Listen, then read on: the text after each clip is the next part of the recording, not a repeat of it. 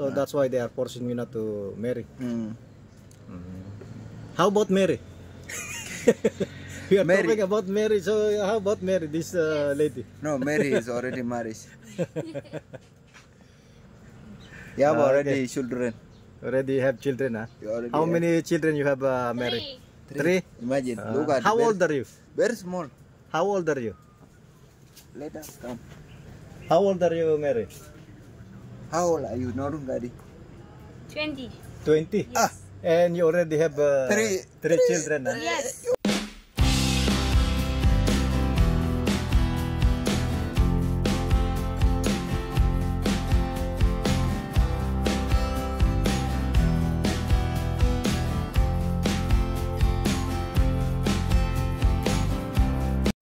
Gandang araw mga kabayan. Ngayon nga pala papunta muna uli sa warehouse, dun sa office namin. Magsa-sign in. At i-check ko na rin kung ano na nangyari doon sa file ko ng bakasyon. Ganyan yung paligid dito. Araw-araw yan, ganyan, lakad sa umaga. Pero yung sa hapon, hindi na ako nagsa-sign out. Sa umaga ko na rin sina-sign out yun. Hindi naman problema yung paglalakad. Ang problema kapag yung umuulan. Sa umaga naman hindi naman mainit eh. Pero yung ulan, yun ang problema. Ito na yun sa may warehouse namin. Yung sa attendance nga pala namin dito, hindi problema dahil sinusulat lang yun eh. Kaya nga yung mga kasamahan ko dito, madalas mga tanghali nang pumapasok, pero isusulat pa rin nila doon alas 8.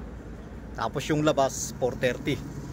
Kahit na umuwi sila ng alas 4, ganun pa rin yung mga nakasulat doon. Doon nga pala sa mga nagtatanong kung nasa na si Tangkad. Ito. Nandito pa naman yan, kaya nga lang nung mga nakaraang linggo, madami kaming trabaho, busy kami, kaya hindi kami nakakapag-video nito. Hello James. yeah, I look very beautiful nowadays. Huh? See? Even these are coming. Oh, you have 13 bird now, huh? Not 30. How many? 15? No, this is 50. 50? Ah, good. Yeah. Now, if you come back from Philippines, you'll find me a boutique, huh? Budigin. Oh, what is that one? You said you're planning to get married now? Not me, my family, they are forcing me. Really? Family are saying that we are no longer, your sister is been Married already? married already, so who will remain with your mother? So you better bring a wife to take care of your mother. So that's why they are forcing you not to marry. Mm. How about Mary? We are Mary. talking about Mary, so how about Mary, this lady? No, Mary is already married. You have Okay. already children. Already have children, huh? You already How have many children you have, Mary? Three? Imagine, look at How very, old are you? very small. How old are you? Let us come. How old are you, Mary? How old are you, Norun Gadi? 20. 20? And you already have Three. three children, huh? Yes. And for me, I have 25. I have nothing. So you make hari-hari. Me? For her, maybe will go up to 20 children. 20 children? Because he's still young. And you? For me, Me? maybe. Yeah. I have 3 3. all boys Okay. No girl? and 2 grandchildren. Oh. I'm already a juice. Yeah, juice. Ngayon. Kape yung kinuha niya yun. Sa akin tsaa. Andito rin yung isang kasama namin, si Di Costa. Nakisuyo yung sa may cafeteria. Nagpahasa ng mga kutsilyo nila. Ganito yung mga kutsilyo nila eh, oh. Double blade. Para daw pag pumurol yung kabila, pwede pa yung sa kabila. Ang daming mga marka ng paa ng ibon, no? May mga gumagala dito. Mga marabou stork yan. Ganyan. Ang lalaki ng paa eh, oh. Malaki pa sa kamay ko.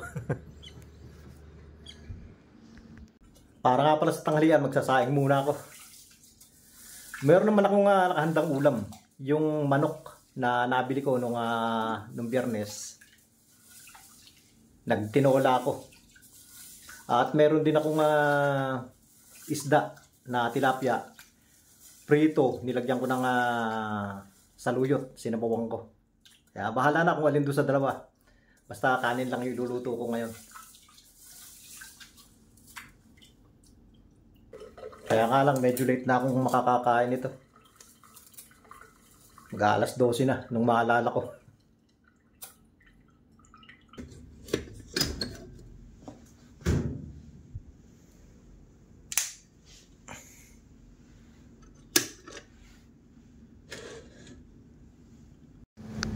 Nakapanood nyo na rin siguro yung isang video ko na kuha ni James nung kunin nila yung mga dowry para doon sa kapatid niyang babae. At ganun nga, yung kapatid niyang babae nagkasawa na. At yung kapatid daw niya na yon, yun yung kasakasama nung nanay niya doon sa compound nila. Kaya daw ngayon wala nang kasakasama yung nanay niya doon sa compound nila. Kaya ang sabi daw nung tatay niya, mag-asawa na daw siya para merong kasama yung nanay niya doon sa compound nila. Meron pa naman siyang ibang kapatid. Kaya nga lang mga lalaki din. At dito sa kanila, hindi pwedeng gumawa ng mga gawaing bahay yung mga lalaki. Kagaya ng pagluluto, paglalaba, hindi pwede sa kanila dito yon. Kailangan daw talaga merong babae sa pamilya. Kung walang babae, kailangan kumuha sila ng katulong, kahit mga pinsan na babae. Basta kailangan babae yung magtatrabaho sa bahay. Kaya ngayon, pinaplano na ng tatay niya na mag-asawa na siya. Dito naman daw, pag meron kang mga 10 baka, pwede na yon. Dahil dadagdagan naman yon ng mga kamag-anak. May contribution yan, kaya dadami rin yon. Ganun yung kultura nila dito. At yan lang po muna sa ngayon mga kabayan. Sana po nagustuhan nyo rin yung share ko ngayon. At maraming salamat po doon sa mga laging nanonood na mga ina-upload ko.